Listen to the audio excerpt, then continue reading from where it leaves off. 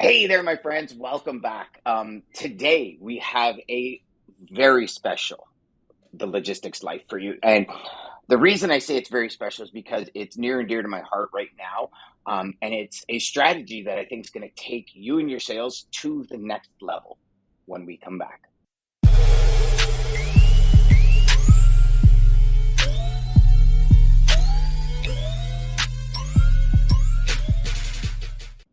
Hey, everybody. Welcome back again. So I know that if you've been following me for any given time, I've spoke very clearly about my use of email, and specifically my use of cold email. Since I've recovered from throat cancer, I've had to find new ways to get my message out because I can no longer physically talk all day and still live any kind of lifestyle because of the damage in my throat. And with that, I switched to email and specifically cold email for lead generation. And through this process, I could tell you that I've looked at so many different people, probably hundreds of hours of YouTube videos trying to figure this out because you probably all hear me constantly say, whatever method you're going to choose for lead generation, get insanely good at it. And cold email, which we're going to debunk in today's session, a lot of people think it's spray and pray. And my man that I brought in today is a cold email master, in my opinion. He's helped me get really good at my cold email to the point where I'm getting some remarkable results from it with laser targeting, and not to mention doing it ethically and not in a spammy way. So without further ado, I'll get Giorgio to introduce himself and kind of share what he does, because I think in the end, y'all are going to love this. This is going to be literally an email masterclass for you if you're the individuals that, in my opinion, want to double and triple your output in a very targeted way.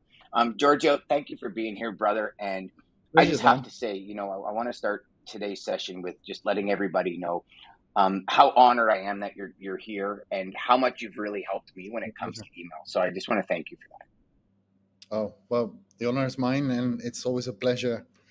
I'm glad we're part of the same community, obviously, and it's just lovely to be able to contribute and share our wins, and obviously share good ideas to help each other move onwards and upwards, really. And Yeah, I I think agree that's with that. And I see how much you contribute to that community. And your contribution, I think, is by far probably the biggest contribution in that community. And that says a lot because I think there's like 15,000 people in that community, right? So yeah. And, the reason I'm not just that selfishly, I wanted to actually meet you in person instead of over text. But the big thing that so many people that you probably have to debunk all the time with F9, your company, um, is the fact that email is that spray and pray. Email's dead. We hear all of these things. Can you share with the audience kind of what your view is on email, some of the facts that you have on email, and then let's dive into the Q&A and play in the sandbox from there. okay. Well, I mean, email's definitely not dead. In fact, the total amount of emails that are being sent worldwide is increasing exponentially. So it's going moved into the billions about a decade ago, and it's now increasing exponentially and expected to hit. I mean, if the projections are right, something crazy like over 200 billion emails per day. But if that is true or not, I don't know. Obviously, there's a bit of ChatGPT in there, doing that assessment. Yeah, yeah. So no, we don't know entirely if it's hallucinating at this point or whether that's true. But I do see that there's a big trend of a lot of people jumping onto the cold email bandwagon, and I'm Yeah. sure that alone in itself, thousands of people jumping on that is obviously going to increase the total volume for sure. And I Okay, so think, with that being said, I hate to interrupt you, but with that being said, because I think here's where we have to debunk the first myth when it comes to cold email, right? sure. Um, you just said a lot of people jumping on board. Are people, or do you see, and I know it's obviously personal opinion, and I get that. Do you see with the amount of people now jumping on cold email, are emails still even going to be effective in 6 months or a year? That's such a good question. I think we go through phases, right, of how we perceive email. So if you think about the initial stages of when email really became relevant for most people, apart from the geeks who started doing it before the internet existed, for most of us around 95, something like that, we probably started getting involved with emails or knowing what it was either through college or uni. And at that point, if you got spam, it was quite exciting. It was something new. And, it's like, oh, what is this? All these different business concepts or marketing offers that they were putting out there. And information products that traditionally were being sent through direct mail. So if you think about email, has in a sense replaced some of the direct mail that used to go out. You used to get what they sometimes refer to as junk mail, where you get these letters and then there's a whole program, a good sales copy, and then a program offer of some kind. And I used to love those, getting those through the post, and really, took my time to read through them. And I ordered a lot of those programs in the time. So I think email has replaced that because it's much cheaper, it's much quicker. Now, are people gonna stop reading emails? I don't think they will, but people's perception does change. So, for example, now people identify something that maybe in the early days would have been exciting. Now they're like, oh, that's junk mail, right? And now, for example, one new thing that has come on board is AI. So now we kind of have a little bit of a filter for AI. And some of us, we recognize some of the writing, like, that's got a bit of AI in it. Or that's very AI, in some cases where you're like, okay, that's ChatGPT 3.5. I can be specific on that one, right? Because you kind of yeah. the patterns and the intros and the wording that he uses. It's not very original in most cases. So and you got the warm-up functions for emails. So a lot of platforms are doing that. And obviously, again, most of that is AI generated, although some of it is very good. So it's there used to be a filter that can identify what is AI and what is human-like. And now it's coming to the point where they're saying, well, AI is so good that I don't think the filters are going to work anymore because it's so good at mimicking. And obviously, all our interactions with it is probably been building it up and training it. So in answer to your question, I think people will still read their emails, but we have to change our approach. And I think there isn't a one size fits all approach when it comes to email, because it's constantly evolving. And in the same way that, for example, now we got this filter for AI, and certain things we don't like, for example, certain subject lines used to work very well, now not so much. Why? Because everybody's been using them, Yeah. And you've seen them so many times that you already know what's coming, so there's no surprise element there. Literally, So, when the email comes in and you see the subject line, you just delete it because you know exactly. Yeah. Quick question. Yeah. So I think it comes back, if it's like, us against the machines, then it always comes back to authenticity. I think that's the key in all of it.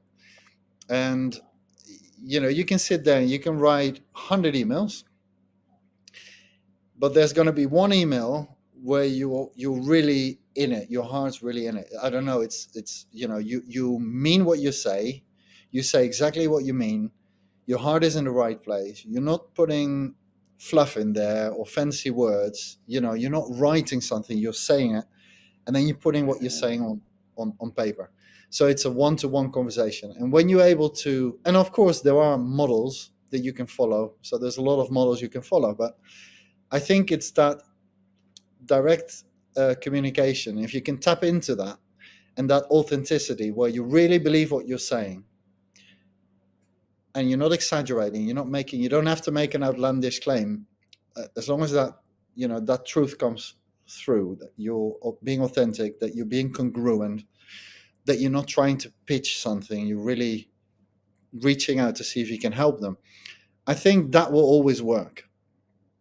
Now, having said that, that means you still have to optimize your subject lines and your first liners and the copy and so forth to get it open.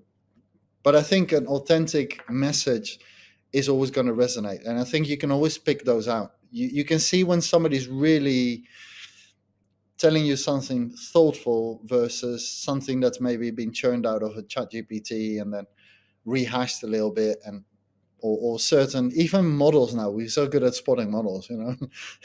So Yeah. as soon as we've seen a few, when somebody sends us a very well, a model example email, then we kind of immediately recognize it. So I think we have to be more authentic, more natural, and I think that's the whole key with cold outreach, is to be conversational, natural, down to earth, like a chat. Like, you know, we're having a chat now. It should be that sort of tone. The minute you Mm. start talking at them rather than talking to them or talking over them, that's it. You've lost them already. I Well, love that analogy. at least that's how it works for me. So when I, you know, you can. There's a difference of somebody talking to me or somebody pitching me, or yeah, because they want So, something okay. for you from you.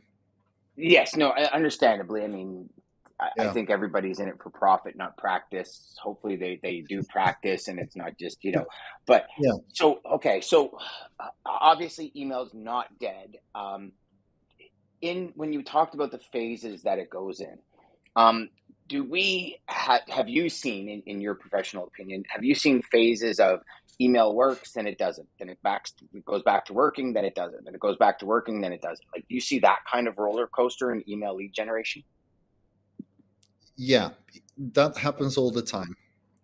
Um, Sometimes because things are no longer relevant, and then you have to change what you're saying. So you have to change the copy because people get used to it, and you know people will copy things that work generally. So yes, it is an evolving thing, and that for that reason, it is not something static. Where, for example, in the old days, somebody would write a really good direct mail piece, and that would keep working for decades and decades, Yes. and it wouldn't change. It wouldn't change at all. The only thing they would do is scale it up, translate it to other languages, go to another country, replicate the same, you know, and they go from state to state. So the only thing they would focus on is getting the right people, and they would keep churning those out, and you would get a consistent result over and over and over. Now, with email, the interesting thing, I suppose, is in a way it is the um, you know, an evolvement of the direct mail approach, Hmm. but it's much shorter. So you have to be much more on point with what you say and direct. And obviously, if you have a long sales letter, then you were able to tap into all of the pains and the motivations, and you know, agitate all that, and use all those models, and create a really long list. And that works really well if somebody, if you can keep them gripped on the page. And the further they go down the page, the more they persuade themselves, of course. But in email, people don't have time for that. Now it's Hmm. all about getting people's attention, and it's capturing people's attention for long enough so they can read what you're saying. Now, that's not very long. That's seconds, you know, especially with the introduction of TikTok, which I had to delete, by the way. I spent 5 minutes one day and then 4 hours the next. And I was like, no, this app is wrong. I deleted First it. crack. That was crazy, you know. So and Facebook, I don't go on Facebook anymore for the same reasons, right? Yeah, I So we understand. have to be very quick at dialing in exactly into the mindset of that person and tapping into the pain, the wants, and coming up with something that you know they can grasp in a second. You know, a promise of an outcome and results that would make their life better, or increase their status, or you know, help them, or maybe even get them out of a serious pain they're in right now. And sometimes as a lead generator, that you get the privilege of helping somebody who's really in you know, financial distress, and getting them out of that and getting them back to a position where you know, you can sleep at night, and also where you can then turn that tide and start to thrive again, you know. So I've got So a question for you on that specifically then, because and I think this will really help people. You know, you just said something that's really like really close to my heart, and that is being able to truly help people. I Right. went from being a freight salesperson to training salespeople. And one of the greatest things as a freight salesperson was helping my customers achieve their goals and watching how happy they were when they Yeah. got like their bonuses or that congratulatory email or that, pat on the back at the company function and all that. Like those things to me were everything about why I did what I did. And then I moved to sales training because I Right. said, I think I can create a bigger impact in the world by helping other people experience this. And when I hear things from students like, Dan, thank you. Because of you, I was able to buy my first home. And because of Wow. you, I got my first brand new car. And because of you, I'm able to take 4 trips a year. And because of you, I've got a business, a life, and a career that I love. Like to me, and I know, there's a lot of people that are like, come on, Dan, money's money. And I get it, but that is worth more. Because I Yeah. think if you focus on that, the world comes to your door, right? If you just focus on that part. So, with that being said, I think that the question in a lot of people's minds after hearing that is, okay, yes, I understand that, Giorgio, but how do you convey that in like 6 words? How do you Yeah. convey that in a 10-word sentence? How do I convey that in an email to the point that's going to make somebody take action? Like, and I'll give you a perfect example. So, I Question. look at that type of thing and I look at, certain Yeah. things like I'll email somebody right now and say, you know, my lead in is a question. It's not personalized, it's a question. And I'm just like, what if I were to be able to give you back 3 months, a full quarter of a year? And some emails I'll say 3 months, other emails I'll say a full quarter in Right. productivity. And just two of the tools that we have in our software have literally, during everyone that's used it, based on the time they save per week, equals close to 3 months a year, right? Right. Now, I've had a lot of people Awesome. come back and go, take me off your list. And Yeah. in my mind, and by all means, I'd love you to be totally frank here, because even though this is my podcast, I'm all about, if I'm doing Yeah. something wrong, I want to know about it, right? Um, and for me, I look at that and I'm like, no, okay, I didn't explain it properly, because if you're truly a go-getter and you Mm. want the most of your life, everybody wants an additional 3 months of time to sell, right? Like, and that's just my thought process. So I don't know if I'm Yeah. thinking of that wrong. If you maybe can suggest a better way, a better opportunity. And selfishly, for everybody watching and listening, this is going to be an education piece for Dan too, right? Like, come on, let's call a spade a spade. I'm not going to sugarcoat it. I'm dying to learn here, brother. Dying to learn. So obviously, I'm not familiar with your ICP, so I'm not sure exactly what the avatar looks like and what their dreams and aspirations are, and so. But I'm sure there are some commonalities that you probably tapped into with your research. You know, kind of the sort of pains that they run into. You're probably aware of the kind of aspirations they have, maybe Yes. family goals, personal goals and professional goals. Yes. And now the key is obviously not everybody's going to resonate with all of those. Yes. That's the thing. You can't be all things to everyone. Yes. So I think you would have to break that down and say, okay, what is the main currency here? Because the 3 months more of time to sell is not exactly currency. Like, it is a little bit abstract in the sense that, yeah, you and I, we understand what it means, right? We could quantify it, but I think you have to simplify it down, because you're making them work. Maybe that's not what they want. Maybe he doesn't want another 3 months so he can sell. Maybe he wants another 3 months off, brother. You know, so maybe that time that you're giving back is so he can have more time off and have a better work-life balance. Because Okay. doing 18 hours, I don't know. I don't know your ICP, so I can't answer that question. I'm only putting that out there as a thought. So I think the key is to understand what the real pain point is, and then you craft a value proposition, an outcome based value proposition based on that. Now, if I know, for example, that if you told me that the key is here, I don't know, you're talking the logistics business, right? So we're talking long hours potentially. Yeah, yeah, for sure, Um, for sure. Yeah. a lot of troubleshooting at the last minute. Things go wrong. Hmm. I mean, I've been in third party logistics myself for a little while, and I know, I knew there you was a know, reason I loved you, brother. a lot of overtime, and a lot of that was just trying to find routes to get the product to the client at the last minute, where everybody's already gone home and it's Friday night, and you're still trying to get hold of someone who can actually deliver that, and you know, so it's a lot of hustling, it's long hours and all that. So I think it's yeah. What is the what are some of those main pain points? So can we reduce some of the main pain points? What would be the main currency? So what is the main currency that you want to deliver?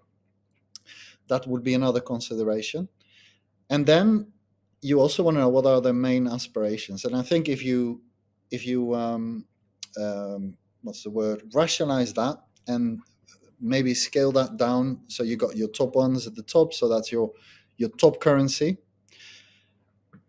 Those are the things that you going to increase, and then the pains are the things that you want to decrease with your solution.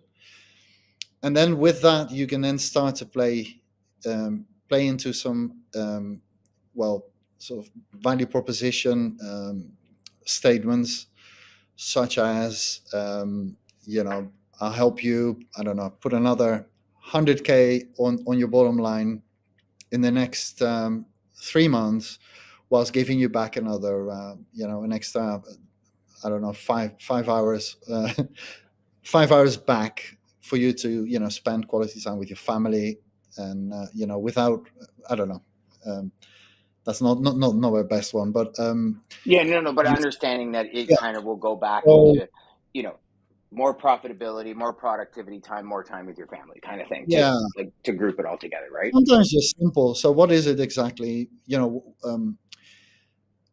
What is it that simplifies it? Obviously, if you know the so for example, going back to the example we were talking about, where sometimes we can have trouble finding um, a replacement to deliver something at the last minute to a client, and that can end up being very costly, because it gets to a point where we'll pay anything, because now nobody else can deliver it, so we have to, Mm. whatever they ask us, we're going to have to pay for it. Pretty much, there's not much room for negotiation at this point, because it has to be delivered, right? So we kind of on a little bit on the back foot. Well, what if I have a solution that puts you in the driving seat, and rather than being in this position where, well, you're going to have to take whatever offer is there, because there's nobody else to deliver that, what if you had a solution that actually prepped a few people beforehand, and then actually turns the tables on that and offers that extra job as an opportunity for the person who's doing the delivery? And then we get to a point where it's a reasonable price, it can be delivered within reasonable time. So now you're solving that problem that was causing me to do 3 hours overtime, everybody's staying behind, because we can't go until that's gone into the van and delivered. And so everybody's doing, clocking out on overtime. We're getting this very expensive courier to come with his van to deliver this, 4 hours away from where we are now. And what if instead of that, this solution took care of that, and already had maybe like a plan B, and it was able to do a lot of the moves that we would have done manually in an automatic manner, like an Uber type manner, where we can put the job out there, somebody pings it, we got some prices, we can select it, and we go. Now, obviously, I'm making that up from the top of my head, but Yeah. if that was the solution, now we need to start to think, okay, we understand what that did. So we understand the difference between where I was before and where I am now. So the miserable before, I call it, and then the delightful after, right? And obviously the bridge from left to right, which is the value bridge, that is exactly the value that you or your solution delivers. So we have to be able to articulate that, what that transition from the miserable before to the delightful after looks like. And we have to articulate that in a manner that is easy to grasp and understand, but that also communicates enough value in there. And that's going to be by being relevant. So that means speaking the language that your ICP speaks, Mm-hmm. agitating the problem and really putting the finger on the, on the pain point exactly as it is, and then be very clear of what that after state looks like. And if you're clear on that and you know what the currency is or what the main pain point is or the main ambition, then you can build a beautiful value bridge, where you go from the before miserable before to the delightful after. And that's always going to resonate, but it's about getting the currency right and getting the pain points right as well, and then the ambition. So then you almost want to create a table where you got all the pain points on the left, and those are the ones that you're gonna reduce those. So you're gonna reduce the pain points, and then you want to do the goals and ambitions that that person is aiming for. You can do that on the right, and those are things that you want to increase. So you want to decrease the pain, increase the satisfaction, the status, the financial security, but you want to reduce stress, you want to reduce confusion, you want to reduce overwhelm, you want to reduce anxiety, by uncertainties of, maybe financial or sometimes logistical. Can we do it? Can we actually do this? Can we, if I say that I'm going to take that on, can we actually deliver to the client what we said we would deliver? And that sometimes can be that can be a big anxiety for some businesses because they're It can not be the sure, toughest is that part for a actually lot of deliver? businesses. Yeah. Can we actually deliver it? So if we actually get, the 5 new clients that we, praying to get, and we suddenly get them, is that going to break us? Are we still able to fulfill a satisfactory service to the standards that we set out, or are things going to go pear-shaped? So Mm. just some ideas, because obviously I don't know enough about your solution. Then was that helpful in terms of some It general was ideas? 1000%. I mean, it's very helpful, and hopefully, it's helped other people start thinking outside the box here. Because, I mean, I think this is where, when I say things like get insanely good at the method you want, Yeah, I believe personally, email is harder than cold calls, because on a cold call, I can adopt on the fly or adapt yeah, on the fly. And, quite. we're on a cold call and I notice you're in a bad mood or something. I can adopt to that and Yeah, hopefully save that cold call. On a cold call, we can go from like one subject to another to another to another. On an email, it's a straight shot. It's pretty much, especially with can spam rules, with yeah, opt outs and all that kind of stuff, it's pretty much a straight shot. You got one shot at it and that's it. Um, yeah, and I think people have most people have the complete wrong opinion about emails. They think it's a spray and pray function. I, you know, full transparency, I think the people that spray and pray make it even more difficult for marketers and salespeople like myself that really try and provide value, just don't yeah, have the physical ability to make cold calls all day. Right. And quite. so trying to, create videos that can take 30 seconds instead of a 4-minute call. And how do I Yeah, relay that information in 30 seconds? And I can do, 8 of them instead of one 4-minute call. Do you know what I mean? So these types of things for absolutely. me, and Yeah, email to me is a big one because I don't have to speak. Um, I find personally email to be one of the most creative ways because you're using the written word to try and yeah, paint a picture in 50 to 60 words. To me, that's extremely difficult because I think everybody as individuals, we have to be very yeah, careful of our technobabble, right? So it's like yeah, we're passionate about what we do. And you say, yeah, what do you do? And you're like, and you're like the Tasmanian devil going through a forest. And you come out the yeah, other side, you're like, you know what I mean? And they're like, no, man, you lost me like 3 seconds in, right? And I get that a lot because I speak fast, I speak very passionately, and like, and all of a sudden it's like I'm looking and you can see that deer in the headlight look where they're just like, yeah, uh-huh, and they're just nodding their head. And you're like, in your head, you're going, dude, I lost you, right? And so I know on a cold call, we can yeah, hear that, we can sense it, and we can play. Our intuition plays a factor in it. On Yeah. emails, not so much. Now, what you said is very simple to understand, not that simple to deploy. So, not easy to deploy because it takes a lot more work. And then it takes a refinement of the English language and a refinement again and a refinement again, because also we want to keep it below a fifth grade level. So everybody Yeah. understands the terminology. It's not too wordy. We want to take out hedge words, adverbs, and all things that weak in our writing. So Yeah. it truly is, it's a practice to get it right. And it's a, I would even say it's a specialty. Would you agree with that? 100%. Yeah. Well, the written word always is, but it's a bit as a way of an analogy. It's easy actually to write a long book. That's easy. To write a really succinct quote, that's hard, because now you Mm. have to crunch the whole concept of the book into a quote.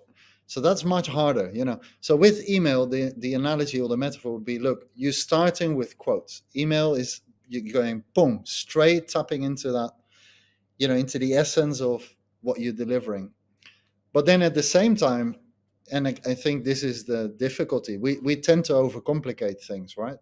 So we tend Yes. that's the easiest thing, I think Richard Branson says any idiot can create a very complex business, because complexity is like built into human beings. They that's our natural go-to mode. We complicate things basically. Yes. um, but in simplicity is sophistication. And I think that's the key why, for example, an iPhone has become so prominent. I used to have smartphones back in the day before the term smartphone was ever coined. And you download apps and you have all the functionality. Nobody even knew what it was yet, and we were geeking out on that. But then the iPhone made the complex simple, and that was the sophistication. It was the workflows, taking a file, being able to then easily transfer it to somewhere else. Now, normally you would have done a lot of steps, but it made it easy. It made the simple easy. So I think with email copy, it's the concepts are super simple, but it's not easy.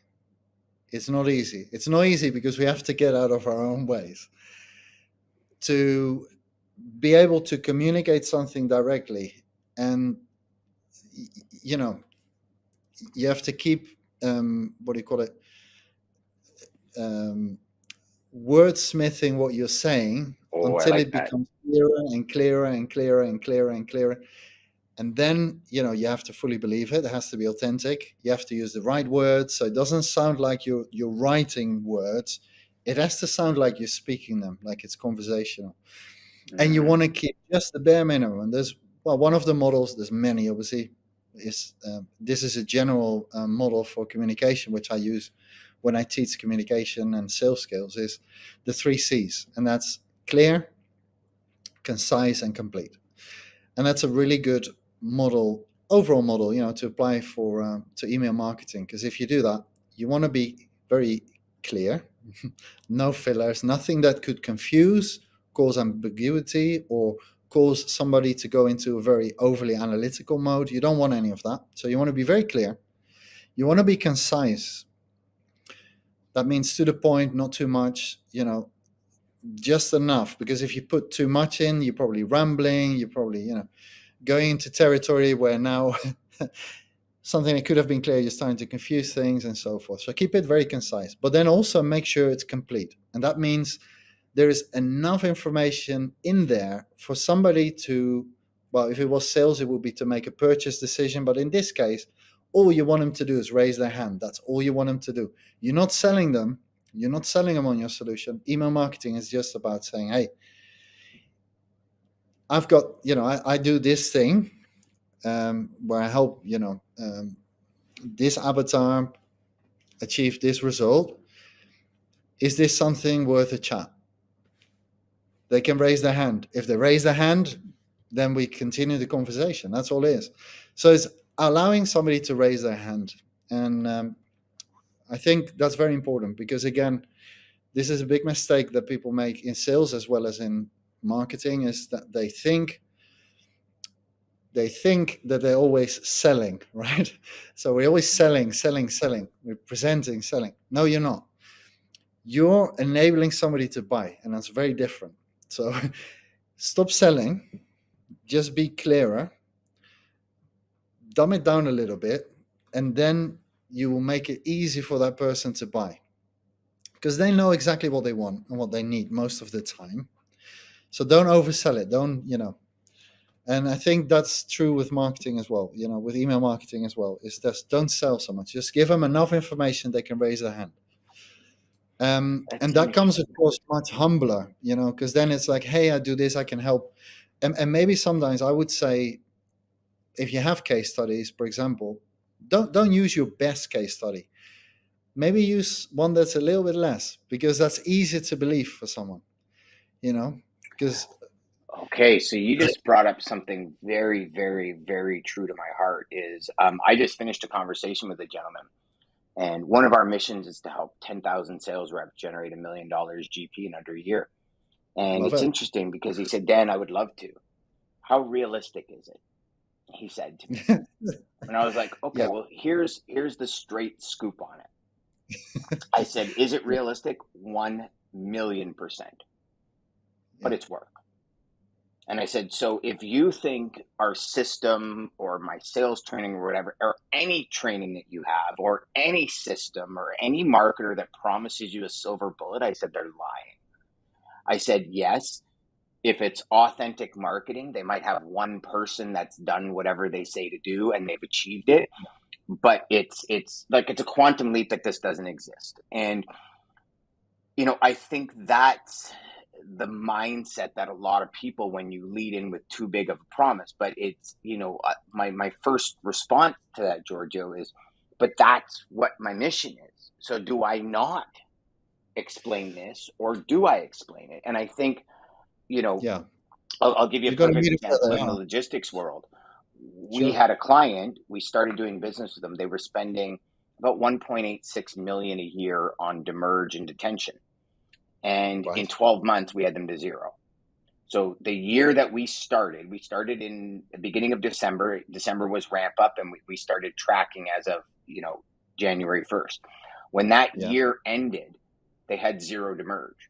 I Brilliant. still tell that to people, and Wow. like traffic managers in my ICP, and they're like, that's bullshit.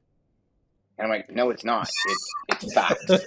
And this is where I think a lot of Yeah. salespeople, we have these great things that we achieve, and we want to tell everybody about it. And we want to share that with other customers that have similar problems, because we know we can help.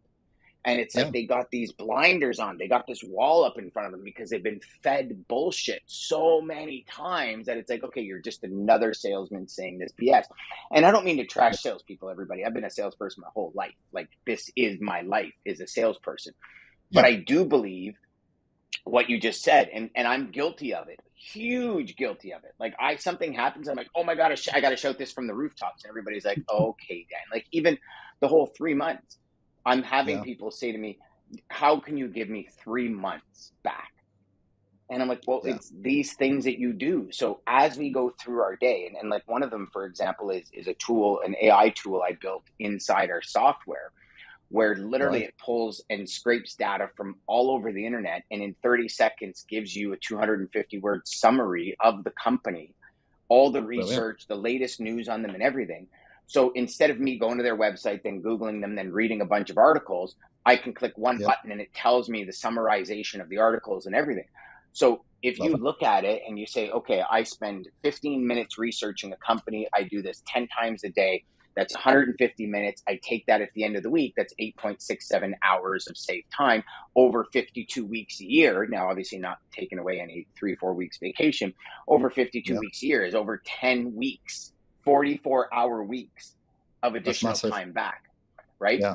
And it was Well, not interesting only because that, but that's just the time factor. But then what about the decision fatigue and focus fatigue that comes with that? So oh, that's another see, cost to that. that's gold, buddy. That's gold. I love that. Okay, Yeah. so with that being said, I know we're on a limited time. tell Yeah. everybody how they can get a hold of you, what your company does, and how you might be able to help the people watching and listening, Giorgio. Okay. So I help chiropractors get an extra 21 clients per month. Nice. And from there, we basically create an ROI driven growth system through pay-per-click, SEO, CRO, and sales training. They can reach me on f9marketing.com. I'm also on Instagram, although I'm not very active, I have to say, or my LinkedIn profile, which is LinkedIn Giorgio-Silverberg. And that's it, really. And you do all of your lead generation via email. No, Okay. no, I do. I'm a pay-per-click specialist, Okay. firstly. I'm a Google partner. But obviously, for my clients, I do my own lead generation through cold outreach, but also do email marketing for my clients. Got it. Okay. So yeah, Mm-hmm. so we close some of the gaps. For example, somebody came in into the clinic. Maybe they registered, but they didn't go ahead and book. So that's Yep. your prospects that haven't converted yet. Maybe somebody came in, they did the checkup, they didn't go into care. Okay, well, we can target those. We can, try and reactivate those and get Yep. them, Yeah. some So kind of offer. multi faucet marketing from a more of a Yeah, 360 omni-channel approach. Got it. you want to Got it. see where they're at. So where are they within the client value journey? What products have they consumed and which ones haven't they? And then it is a massive help to use email marketing with that. And some people say, well, there's these wonderful stats. They say, well, a business that uses email marketing increases their profits by at least 50%. And of course, that's a very ambiguous statement, right? But I'm pretty sure that another way of putting that would be like, well, what does it cost you if you do not implement email marketing? Mm. And whilst we don't know the profits that you will gain if you implement it, we definitely know there's going to be a cost to it. Because if you have, say, a sales team, for them to be able to do all the follow-ups all the time, if somebody drops off at a certain state, we know that it's almost impossible. So they can barely keep up with the new leads, and maybe look after some of the existing key clients to try and sort of build them up, and not much else, because time is limited, and it takes so many calls to get hold of people, or so many Makes emails, sense. etc., etc. Makes So sense. having email marketing in there as additional touch points that happen automatically is a massive gain. So for anybody that has a CRM, it's really a no-brainer. And you can start with the simplest of things, because if you got nothing, then start with the simplest of things. Just put an automated sequence in there that just sells them on the value of what you're doing initially, and maybe on the second and third, maybe ask for some referrals. So don't ask for referrals like, please send me a referral. No, have you got somebody else that might be in pain, or somebody else that might be able to use this? Look, here's a free 20-minute consultancy that we do, and we will do a posture check, or we will do an assessment of your SaaS system, or whatever it is that you're offering. And then you start to look at your list and you say, well, okay, what opportunities have we missed? So has somebody registered but haven't gone ahead? Okay, let's see if we can nurture them back up. And nurturing means showing them the value of what you do over a period of time, giving them value, basically, and warming them up, nurturing them up, showing them that you're there in their corner, you're ready to help them, that you got something that is of value. Showing that they can talk to you, they can leave their credit card at home, they can talk to you. You're not going to hard sell them, So I think that's very important as well. Some people are they have a little bit of a radar on about hard selling, and I think that's one of the things to take into account with copy. That it doesn't come across like you're doing a hard sell, because people they got a little bit burned with that, because all the high ticket closers and all that stuff that comes with that, like, oh, I'm sure you got a credit card with this much credit on it, let's just get it, let's just do this, if you don't do this your life's going to be a wreck. And Mm-hmm. It's you know interesting. I agree with all of that, and It's given me new insight. The one thing I see about cold email outreach um, is no matter what happens with my day, I'm still touching people every day. Yeah. And some people are like, yeah, but Dan, you're not authentically sending email. And I am, because, don't get me wrong, when Chat GPT and all these things first came out, man, I jumped on that bandwagon and I was like learning how to prompt. I was learning how to do this. Now what I do is I found very quickly my creativity dropped off the edge of a cliff. I quickly forgot how to write. I quickly forgot the authenticity in my writing, and I just totally Yeah. reversed everything. So now I write everything myself. I put it through an editor like Grammarly. I pretty much stay out of Chat GPT for that stuff. Um, Yeah. I put it in an editor like Grammarly, and I say, give me simpler words for this. Because again, and I think this is also part for all you watching and listening, where email needs to take a different form.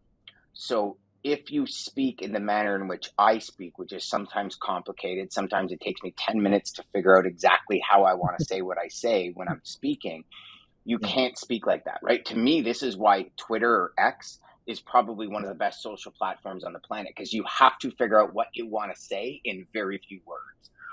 Yeah. Right? Yeah, exactly. And like crunch it down, crunch it down, Yeah. crunch it down.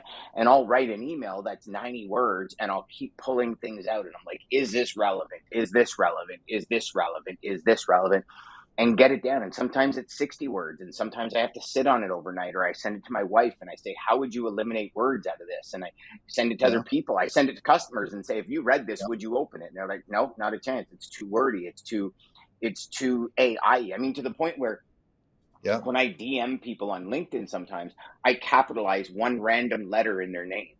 And I say, I capitalize the letter in your name on purpose because I want you to know this isn't AI. And I get tons of replies like LOL, yeah, thanks, I appreciate that, because everybody's getting these AI BS messages, right? And Yeah. I figure what a great way to distinguish yourself by capitalizing a letter and say, FYI, this is not AI. It's me typing this. Now, I might look like Bruce Almighty and, like that sometimes when I'm typing, but it is what it is. Well, thank Yeah. you so much for being here, Giorgio. I really My appreciate pleasure. it, brother. I think the last 47 Phenomenal. minutes have been a wicked masterclass for people on sales. For all of you watching and listening, go rewind this, listen to it again, because Giorgio, you dropped some major gold nuggets here, man. Thank you. Thank you, brother.